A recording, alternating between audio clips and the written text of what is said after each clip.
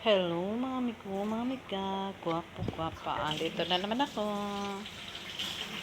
Ito binigay sa akin ngayon. Sana makinig kayo. Makinig kayo mga amigo, mga amiga. Salamat Panginoon at syempre sa aking Holy Spirit. Mag-react na siya. Ito binigay sa akin ngayon. Oh. Nasa Lucas 7:18. Ang lahat ng ito, ang pamagat nito ay ang mga sinugo ni Juan Bautista.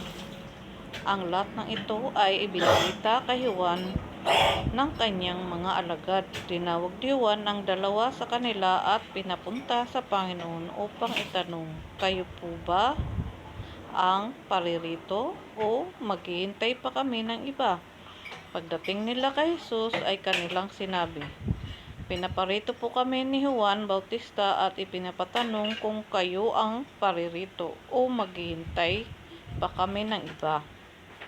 Nang mga sandaling yaon ay maraming pinagaling si Jesus, mga pinahirapan ng karamdaman at mga inaalihan ng masasamang espiritu. Ipinagkaloob niyang makakita ang mga bulag. Sinabi niya sa kanila, "Pagkatapos bumalik kayo kay Juan at sabihin ang inyong nakikita at narinig." Nakikita ang mga bulag, nakalakad ang mga pilay, gumagaling ang mga kitungin, nakaririnig ang mga bingi. Nag-react yung Holy Spirit ko dito sa 22. Mga bingi. Muling nabuhay ang mga patay at pinangaral sa mga dukha ang mabuting balita. Mapalad ang taong hindi nag-aalinlangan sa akin. Pagkaalis ng mga sinugo ni Juan, si Jesus ay nagsalita sa mga tao tungkol kay Juan. "Bakit kayo lumalabas sa ilang? Ano ang ibig ninyong makita? Isang tambong inuugoy ng hangin? Ano nga ba ang ibig ninyong makita? Isang taong may maringal na kasuotan? Ang mga nagsusuot ng maringal at namumuhay sa karangyaan ay nasa palasyo ng mga hari. Ano nga ba ang ibig ninyong makita? Isang propeta? Oo, at ang sinabi ko sa inyo, higit pa sa isang propeta, sapagkat si Juan ang tinutukoy ng kasulatan. Ipadadala ko ang aking sugo na mauuna sa iyo.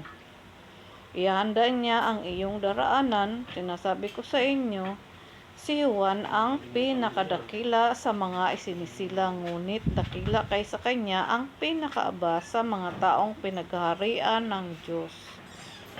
Pinakinggan siya ng mga mamamayan, pati ng mga publikano. Ang mga ito'y sumunod sa kalooban ng Diyos nang pabautismo sila kay Juan, subalit tinanggihan ng mga Pariseo at ng mga eskriba ang layunin ng Diyos sa kanila, sapagkat hindi sila nagpabautismo kay Juan.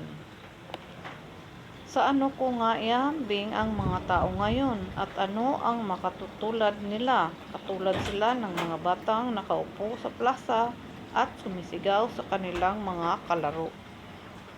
"Tinugtugan namin kayo ng plauta, ngunit hindi kayo sumasayaw. Nanambitan kami, ngunit hindi kayo tumatangis. Sapagkat naparito si Juan Bautista na nag-aayuno at hindi umiinom ng alak, at sinasabi ninyo, alalahanin siya ng demonyo." Inaalihan siya ng demonyo. Inaalihan siya ng demonyo. Naparito naman ang anak ng tao na kumakain at umiinom tulad ng iba, at sinasabi ninyo, masdan ninyo ang taong ito, matakaw at malalasing at maglalasing, kaibigan ng mga publikano at ng mga makasalanan. Gayunman, ang karunungan ng Diyos ay napatunayang matuwid sa pamamagitan ng kanyang mga anak. Tapos na po, amen po. At alam nyo kung saan yung Holy Spirit po nag-react dito sa 22, tapos dito siya tumuntong sa sa hindi nag-aalinlangan, nasa 23. Mapalad ang taong hindi nag-aalinlangan sa akin. Okay, di ba? Oh, talagang mapalad. Kasi hindi siya nag-aalinlangan sa Panginoon.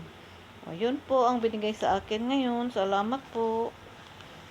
Salamat kung kayo ay nakikinig. Kung hindi naman, wala. Kanina pa nag-react yung Holy Spirit ko. Ngayon din, nag-react na naman siya muli. Ito binigay sa akin ngayon. Ngayong araw na to. Sa 7:18 ng Lucas. 7:18 ng Lucas. Salamat sa inyo sa muli. At syempre, salamat sa Panginoon. At syempre, sa aking Holy Spirit na nagbigay nito ngayon. Thank you po. God bless everyone.